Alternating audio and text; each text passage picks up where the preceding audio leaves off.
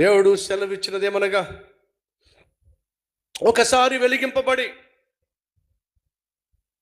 పరలోక సంబంధమైన వరములను రుచి చూచి పరిశుద్ధాత్మలో పాలివారైన తరువాత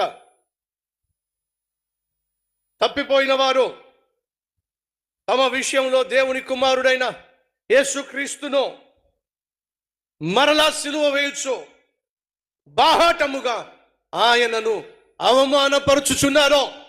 వింటున్నారా సహోదరి సహోదరులు, వింటున్నారా? రక్షించబడ్డాం, బాప్తిసం తీసుకున్నాం, దేవుని కుమారులుగా మనల్ని మనం ఆయనకు అప్పగించుకున్నాం, కుమార్తెలుగా.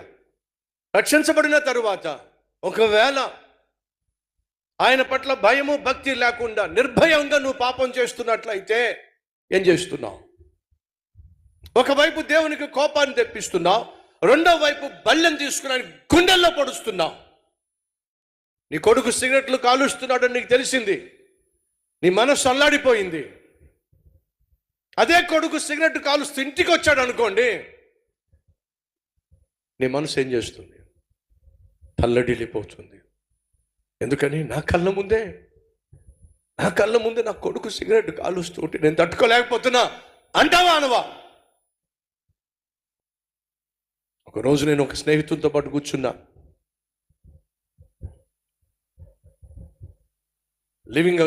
లివింగ్ రూమ్లో మెయిన్ హాల్లో కూర్చుని మాట్లాడుతుంటే సడన్గా వాళ్ళ అమ్మాయి వచ్చింది బయట నుంచి.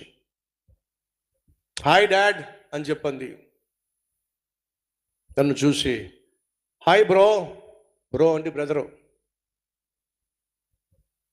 లోపలికి వెళ్తుంది. తనతో పాటు తన బాయ్ ఫ్రెండ్ కూడా వచ్చాడు. వాడిని తన బెడ్రూమ్లోకి తీసుకెళ్ళింది, తలుపులేసేసుకుంది. ఇదంతా నేను చూసి తండ్రి వైపుకు చూసా. తండ్రి తలదించుకొని ఇలాగే ఉండిపోయాడండి. అడిగా, నీ కూతురు నీ కళ్ళ ముందే బాయ్ ఫ్రెండ్ని తీసుకొచ్చి బెడ్రూమ్లోకి వెళ్ళిపోయింది, మౌనంగా ఉన్నావేంటి? ఏం చేయమంటావు? నా కూతురు బరి తెగించి తన బాయ్ ఫ్రెండ్ని తీసుకొచ్చి నా ఇంట్లో తన బెడ్రూమ్లోకి తీసుకెళ్తే నేను ఏం చేయగలను? తిట్టాలి కదా, అయిపోయింది. కొట్టాలి కదా, కొట్టే వయసు దాటిపోయింది. నా కళ్ళ ముందే నా కూతురు తన బాయ్ ఫ్రెండ్ని తీసుకొచ్చి నా ఇంట్లోనే బెడ్రూమ్లోకి వెళ్తే నేను ఏం చేయాలో నాకు అర్థం కావట్లా. ఏడవడం తప్ప.